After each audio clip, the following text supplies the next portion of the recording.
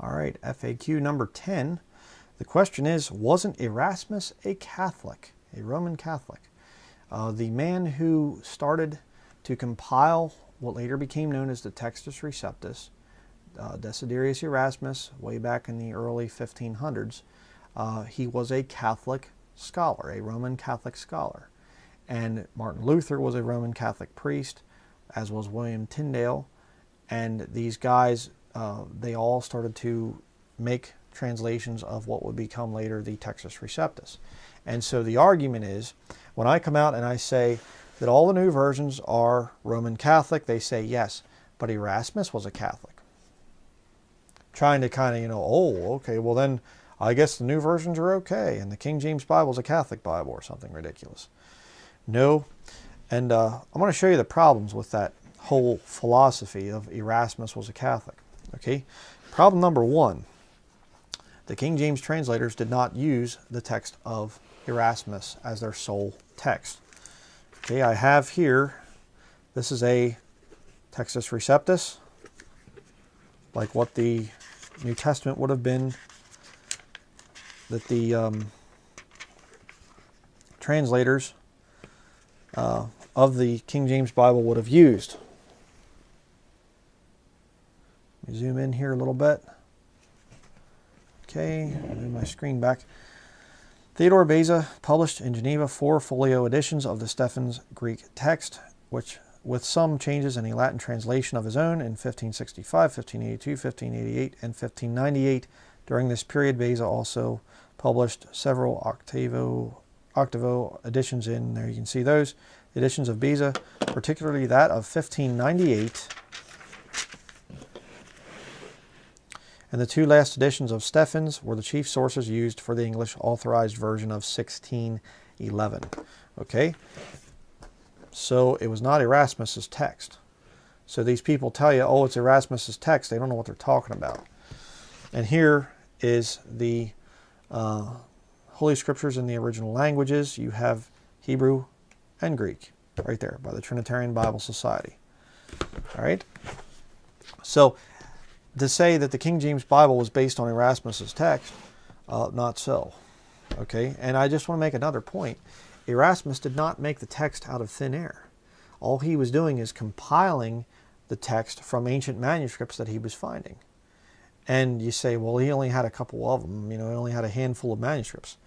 Okay, if you want to make an edition of a Greek text, do you have to have 5,000 manuscripts laid out there on your table and look at each one? No, you pick the best copies and make that text. And it's ironic because of all the extant manuscripts of today, over 99% still line up with over here, the received text. Less than 1% line up over here with the new version text. Okay? And you say, well, who's behind these new versions? Well, here, and I've shown this thing many, many times, but you might be new to this and not really know. This is a Nestle's 25th, I think, edition. Greek text. The Greek text that we have used as the basis for the New World Translation, this is Jehovah's Witness thing here, is the widely accepted Westcott and Hort text of 1881 by reason of its acknowledged excellence, but we have also taken into consideration other texts, including those prepared by D. Eberhard Nessel, Nessel-Alon text, the Spanish Jesuit scholar Jose Maria Bover, and another Jesuit scholar, A. Merck. The UBS text of 1975 and the Nessel-Alon text of 1979 were consulted to update the critical apparatus of this edition. Okay, there you have a Jehovah's Witness Nessel-Alon text. Here you have the 27th edition, and here we have the 28th edition. Oh, you're so fascinated, I'm sure, because I'm holding the original Greek. Oh, yeah, right. But you say, well, who did this one? Here's the 28th edition.